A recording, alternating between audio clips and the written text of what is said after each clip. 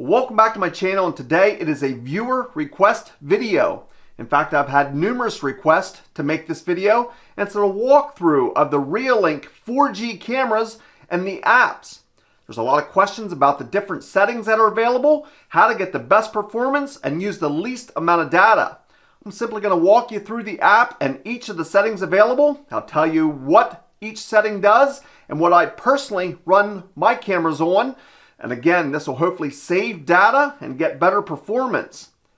But before we get to that, I wanted to say that Reolink is running a sale right now, so you can get 20 to 30% off virtually all of Reolink's cameras. I'm going to be having a link down in the description to each of the cameras that I use. There's a lot of different models available, and I use the 4G cameras from Reolink as cellular trail cameras. So again, check out the description. There's affiliate links there. If you choose to go through my channel, I get a small commission. It also lets Reolink know that you saw this information on the Hunting Farmer's channel. So let's dive right into the app, and I'm going to go pretty quickly. You can stop, pause, and rewind if needed.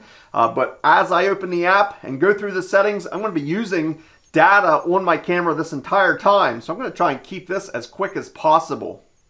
So when you open up the app, if you have multiple cameras like I do, you have to pick a specific camera. Like I said, for the most part, all of these settings are going to work on every one of the cameras, and I run them all very closely to the same. When you bring up the camera, it has the live view. You click on the gear icon here above it, and it brings up all the different settings. I'm simply going to click start at the top and work my way down. The first thing you can see here is your battery strength. You can click on that and it gives you a reading of how your battery has been over the past history of it.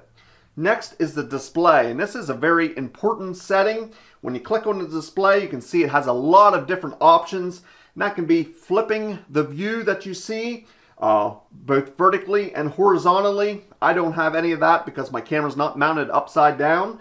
Quality is something that's important. Here you will see two different quality settings. As the Reolink takes a video, it takes a high quality and it saves it to the cloud or onto your SD card. And there's also a low quality file, and that is the one that's available through the app for your viewing back. Now if you click on the clear, that's the highest quality video. As you can see here, I run it on all the highest settings available. I want that high quality video that's saved to be as crystal clear as possible. Again, this is the one that's saved on the SD card, so when I pull that SD card, I want it to be the highest quality available. Now the one that says fluent, that's the one you're actually viewing back through the app. So when you click on that, you can see what my personal settings are here. I go with a good bit lower quality, even from default. So I tend to lean on a lower quality. Sure, you're not going to see great detail through the app when you're viewing back this video, but this helps save on data and you get smoother playback, or at least in my experience you do. So you can see my settings here are even lower than the default settings on the Fluent videos. Now we're back at the display screen again. It has that anti-flicker. I have that on the default setting. You also have the day-night setting, and I have that on auto. That's for your IR to come on at nighttime. I want that, so I have that on auto. You can put a camera name there, the date. You can move that around where that's going to be displayed. That's all personal preference. So that's back out of there and go on down to the next setting. The next setting is your PIR sensor. This gives you control of how sensitive your PIR sensor is. As you can see, I'm running mine on 90%. This does vary on the location of your camera, but I almost always run my cameras between 80 and 90% sensitivity. Ultimately, if you're getting a lot of false triggers or you have an extremely windy day and you're getting constant notifications as it's recording, you can simply come into the app and lower it at that point. But I do run my cameras between 80 and 90% sensitivity at almost all my locations. When you do actually click on the sensitivity setting, at the top you can see reduce false alarms. I do engage that. Honestly, I don't know if it makes that much difference or what it physically does to the camera to help reduce those false alarms. Maybe it actually lowers the sensitivity in the background. You don't even know it, but I do run with that setting on. Back out to the main settings screen again. The next one is push notifications. It's pretty self-explanatory. I have that on. I want to know almost instantly when the camera's taking a video, so I have the push notifications turned on. As you can see, next is the email alerts. I choose not to have an email alert with the push notifications come straight through my smartphone. I don't see the need for me personally to run email notifications also, so you can see I have that off.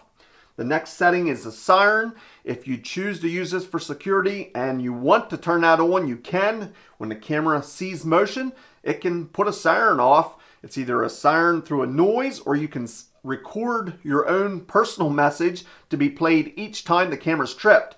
As I already mentioned, I use these as a trail camera, so I don't want to be putting a siren off for the animals to scare them away. I have that off. On down the list is a share camera. This allows you to share this camera with other people. Maybe you have several different landowners that are together and have a camera, or you're at a hunting club, or you want to share this video with your spouse. Maybe you're using it as home security. Under the share camera, you can add different users that would have access to this camera and to the videos that it takes.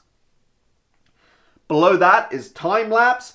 I do not use this feature a lot, but I have used it in the past. If you open up the time lapse, it gives you several different applications, and it allows you to adjust how long the time lapse is going to be. What you want to take the time lapse of is going to determine how long you want it to run and how quickly in the intervals you want it to speed up or slow down. Whether you're taking pictures of a moving clouds or some other type of scenery, that's going to determine how quickly you want that interval to be. They have a pretty good system here that's going to give you some ideas on what the best setting is. Like I said, I don't use this a lot, but I have in the past, and it works pretty well. The last thing on the settings here that you'll see says advanced. We're going to click on that, and here it allows you to change the device password. This is also where you're going to find the record audio setting. If you want that to record audio while it's taking a video, you're going to turn that setting on. I want to hear the audio, but I'm assuming in certain instances for state laws, or if you're using it as security and you're not allowed to have audio included, you can turn that off there. Also, it gives the infrared lights. If you click on that, you can see I have mine set on auto. Here you can turn that on and off if you want your camera not to have any lights on at nighttime, not even the infrared. You can turn that off in this setting. So you can see we made it down through the list there. I'm going to go back up to the very top, and if you actually click on the camera itself, there's some information here that you're going to find useful. You have the device name and the model of the camera that you're using. Again, like I said, many different models of their cameras use this exact same app. It gives the UID number, which I have blacked out there. It also gives you the storage of your SD card, how much storage you have left. And you can see here that I have plenty of storage left on my SD card. One thing to note, if you do click on the storage, it's going to bring up the option to format the SD card. This is the only way that I know of that you can delete the videos that are on the SD card. You cannot, unfortunately, go through and pick certain ones and delete some and leave other ones. But if you do want to delete all of the videos at the same time, you can go into this storage setting and click format. It's going to erase every single video that's on your card. That's the only way I know to do it remotely. Hopefully in the future, Reolink will give you the option to just delete certain individual videos, but at this point, I don't know that there is a way to do that. So there's a quick walkthrough of the settings that I personally use on my cameras. I think it gives me a good performance and saves on data. Remember, anytime you're watching the live view or accessing the setting menu, your camera is using data because you're communicating directly with the camera in near live time, and you're using data that entire time. When the camera is actually taking a video and just sends you that push notification, it uses virtually no data. So keep that in mind. If you want to save on data, limit the amount of time that you use the live view. And when you view back a video that has already been recorded, maybe not watch the entire thing. Once you have a gist of what the video is about, I stop watching because then you don't use as much data. If you have any other questions or comments about the Reolinks and the Reolink cameras, feel free to leave me a comment. Check out the description. Again, there'll be links to the cameras that I use, and they are on sale for a limited time, 20 to 30% off the price. I'll also have a playback of all the previous videos I have on Reolink. There's a pretty extensive library of videos that I have in the past, and a lot of different tests, antenna strength, sensor distance, and many other videos. If you have a question about a Reolink 4G camera, I probably have done a video in the past about it. So a whole lot of information down in the description. Please check that out. As always, I want to thank you for watching, and we'll see you in the next video.